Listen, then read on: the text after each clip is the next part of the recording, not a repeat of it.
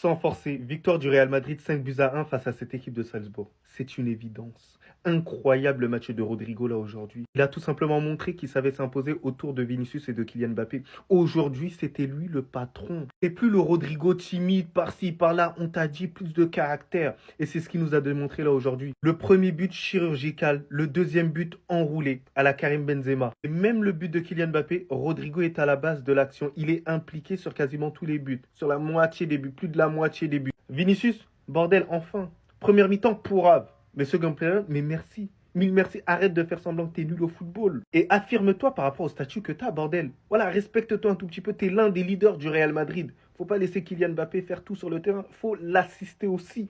Voilà, faut que vous combiniez. Faut que vous appreniez à jouer ensemble. En parlant du loup, Kylian Mbappé, c'était pas étincelant aujourd'hui. C'était assez moyen. Mais comme, vous voyez, numéro 9 derrière, il a marqué, c'est le plus important. C'est le plus important, oui, il a été décisif. C'est ça qu'on demande aux grands attaquants, aux grands joueurs.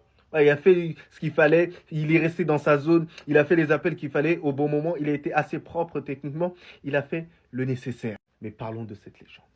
Luka Modric, on a l'impression qu'il va jamais se reposer. Oui, non, mais qui va le mettre à la retraite, bordel? Il est obligé de rentrer sur le terrain et de laver absolument tout. C'est le grand nettoyeur. C'est Netero, les gars. Netero. Est-ce que vous savez c'est qui Netero? Bah, c'est lui, c'est Modric. Techniquement sur le terrain, mais il est soyeux, il est délicieux, il est merveilleux, il est extraordinaire. C'est un extraterrestre. Mais c'est haram ce qu'il fait sur le terrain, les gars. Il a 40 ans, bordel, les gars. Mais un peu de respect. Mettez un peu de respect à ce monsieur. L'un des plus grands milieux de terrain de l'histoire du football. Et il a encore sa place au Real Madrid. Parce que oui, les gars, avec Ceballos, il y a une connexion spéciale, les gars. Dès que les deux, ils se regardent, tu sens que bon, ils comprennent à peu près le même football. La création de jeu, propre techniquement. Ils chevauchent la balle. Non, mais Ceballos, il est en train de prendre du galon. Ceballos mérite sa place de titulaire indiscutable au Real Madrid. Là, actuellement, il fait partie des meilleurs. Mais sinon, en vrai, ça va toi? Bon, en tout cas, bien, de là. Mais Rodrigo, calme-toi. En fait, là, j'ai compris. Depuis maintenant quelques matchs, Rodrigo a pour seule mission de montrer au monde entier qu'il est meilleur que Vinicius au poste d'ailier gauche. Regardez le banger qui vient encore de nous lâcher. Et j'ai comme l'impression qu'il s'est mis d'accord avec Jude Bellingham pour cette mission. Parce que Jude Bellingham, dans cette première mi-temps, c'est 2 passes décisives pour Rodrigo. Le premier but part d'une contre-attaque où on avait Kylian Mbappé aussi qui avait décroché pour participer au jeu. Et là, ça combine. Jude Bellingham te fait la passe à Rodrigo et le gars te le met dedans sans souci. Comme si c'était pas déjà assez. Regardez la combinaison sur le deuxième but, s'il vous plaît. Rodrigo est au départ de l'action et il termine l'action. Est-ce qu'on peut parler de la passe de ce taré aussi, Jude Bellingham? Regardez la talonnade. La passe était tellement précise que Rodrigo n'a même pas eu besoin de contrôler. Il a enroulé, c'est rentré dedans direct. Et encore une fois, sur le côté gauche, c'est pas la première fois qu'on se pose des questions par rapport à ce poste-là. Toutes les fois où Rodrigo a joué sur le côté gauche, il a toujours été décisif. C'est tellement malheureux de se dire que le gars il peut atteindre son plein potentiel à ce poste d'ailier gauche. Malheureusement, avec un Vinicius déjà présent, c'est mort. Ceci dit, est-ce qu'on peut parler de Rodrigo en Ligue des Champions? On a parlé de la régularité de Vinicius en Ligue des Champions. Et Rodrigo aussi, c'est un délire. Regardez-moi ces notes, s'il vous plaît, de ces derniers matchs en Ligue des Champions. Il n'y a même pas de jaune, il n'y a pas de rouge, il n'y a que des verts et des bleus. Pour l'instant, le match part bien pour nous. J'espère qu'on va terminer bien. 40 ans, bordel. 40 ans. C'est incroyable. Mais qui va le mettre à la retraite? Est-ce que le repos, il sera accordé à Luka Modric? Oui, non, mais oui, parce que je suis terrifié. Parce que j'ai l'impression qu'il n'y a pas cette relève-là. On a l'impression que Luka Modric il va rester toute sa vie au Real Madrid pour assurer l'équilibre. Parce que le match qu'il nous réalise là aujourd'hui, il est tout simplement extraordinaire. Aux côtés de Ceballos, on sent qu'il y a la complémentarité. On sent qu'il rajoute un truc supplémentaire. Cette créativité, cette intelligence dans le jeu. Et le fait qu'il ne perde pas des ballons à certains moments. Cette concentration. Et c'est ce qui est nécessaire dans le football. Vous savez, Luka Modric, ça avait très mal commencé avec le Real Madrid. Beaucoup se posaient la question, est-ce qu'il doit rester au Real Madrid? Est-ce qu'il a sa place au Real Madrid? Au fur et à mesure, avec la mentalité, le mental, tout le monde lui a donné raison. Il est devenu l'une des légendes de ce club.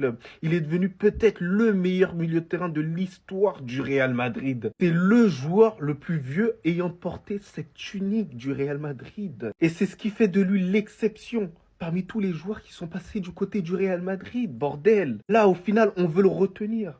Même jusqu'à 45, on veut profiter, Luka Modric. Mais quel artiste. Ça fait plaisir, quel magicien. Et vous allez nous enlever ça. Bordel, l'âge. Ça fait mal. Ça fait mal. La deuxième mi-temps du PSG, mais ouais, wow, Barcola, Dembélé, Raúl Neves, oh là là, ce qu'ils leur ont mis la deuxième mi-temps. Ah non, lui ce soir, ce qu'il a fait à Manchester City, il les a baladés. Là, je sais pas ce qu'il a eu ce soir, peut-être c'est le nouveau maillot ou c'est la pluie, je sais pas, la photo d'ailleurs elle est grave stylée. Je sais pas ce qu'il avait dans les jambes aujourd'hui, mais franchement, il a martyrisé City dans tous les sens du terme. Dembélé, la vérité, pardon, on te critique.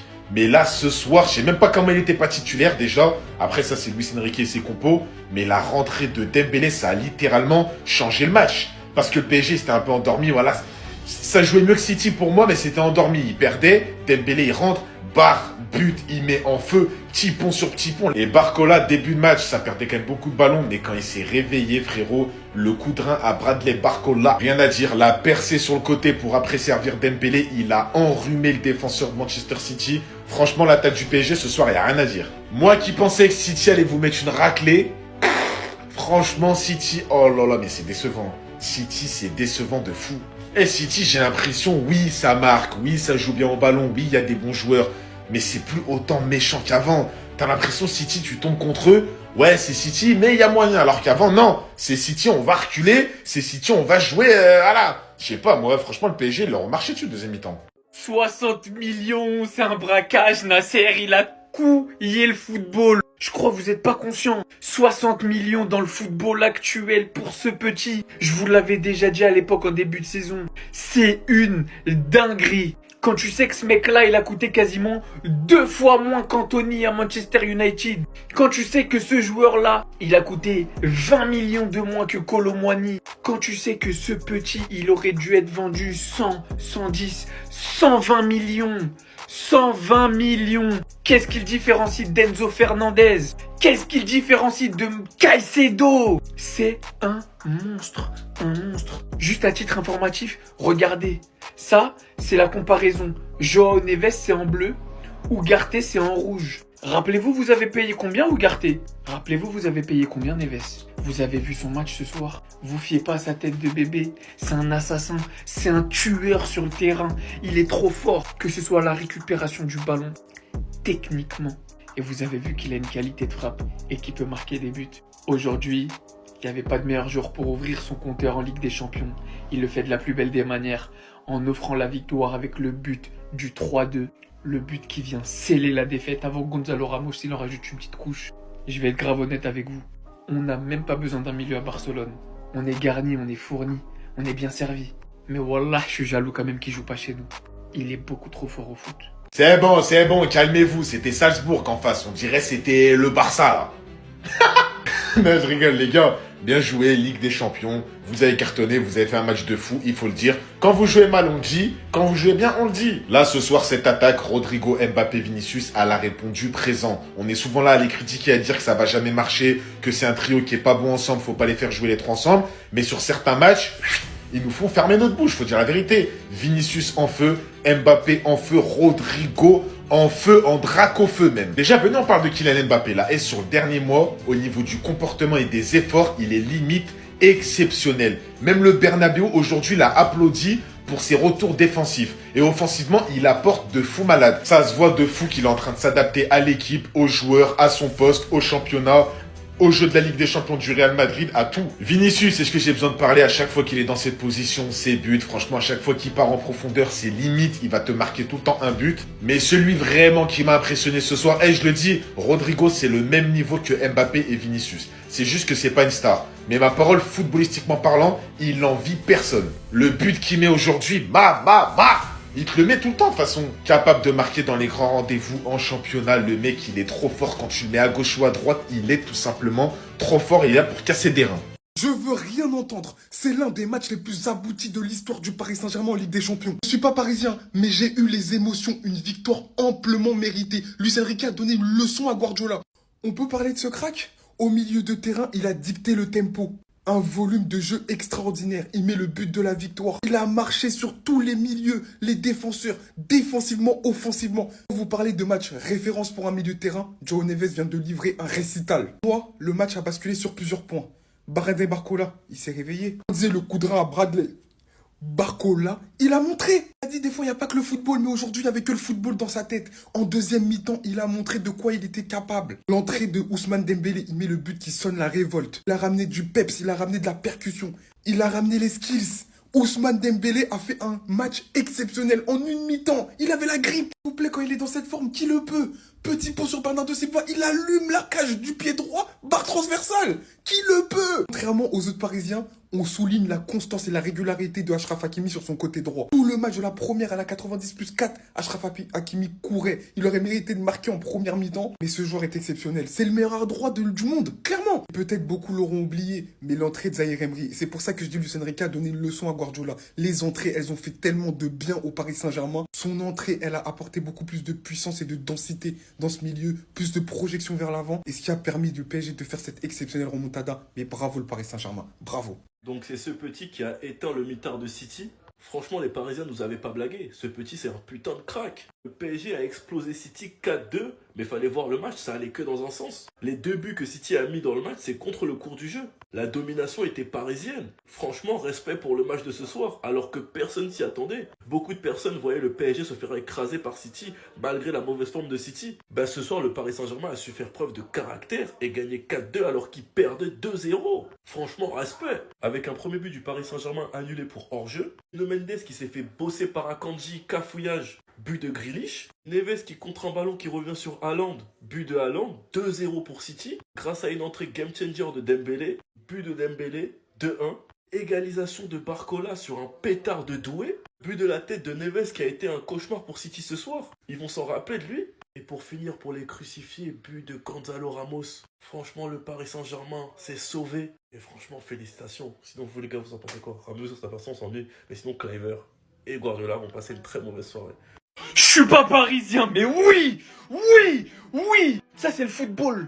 Le football. Le football a gagné 4-2 remontada. City qui ouvre le score avec un match, avec un but qui pue, avec un deuxième but qui pue, avec un jeu qui pue, avec un De Bruyne qui pue, et avec un City qui pue. Ils méritaient rien, ni la victoire, ni le point du nul. Même leurs 2 buts, ils les méritaient même pas. Un pari qui régale les Parisiens. Wallah, criez le haut et fort ce soir que vous êtes Parisiens. Parce que c'est aujourd'hui ou jamais que vous devez le crier.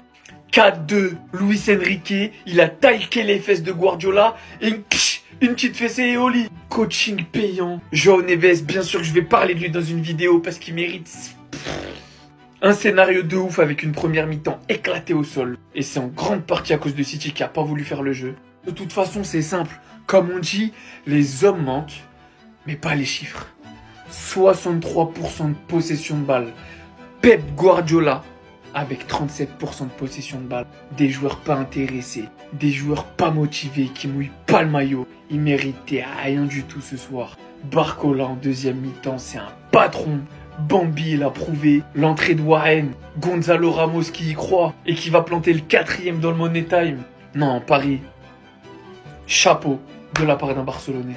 Que je vais vous montrer là va donner encore une autre dimension au match de João Neves. De João Neves, faut l'appeler comme ça maintenant. On a souligné son match dans son aspect tactique, dans son aspect technique et même dans son aspect défensif. Il a été partout. Mais est-ce que vous vous souvenez que dans le match, il a fait une erreur monumentale. Il a donné le 2e but à Erling Haaland. Comment ça aurait pu finir?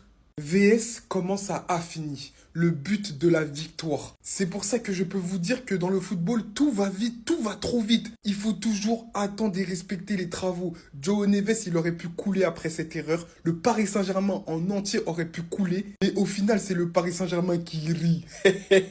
Pourquoi? Parce que João Neves a fait preuve d'une force de caractère extraordinaire. Parce que c'est vrai, il a fait un match extraordinaire. Il a marché sur le milieu de terrain de Manchester City à lui tout seul. Son volume de jeu nous a tous surpris. Mais je pense qu'il faut aussi souligner sa force de caractère. Parce que tout s'est passé dans sa tête. Il aurait pu vriller, il aurait pu flancher. Mais non, João Neves, il est fait d'un autre bois. Et depuis son arrivée au Paris Saint-Germain, on le dit.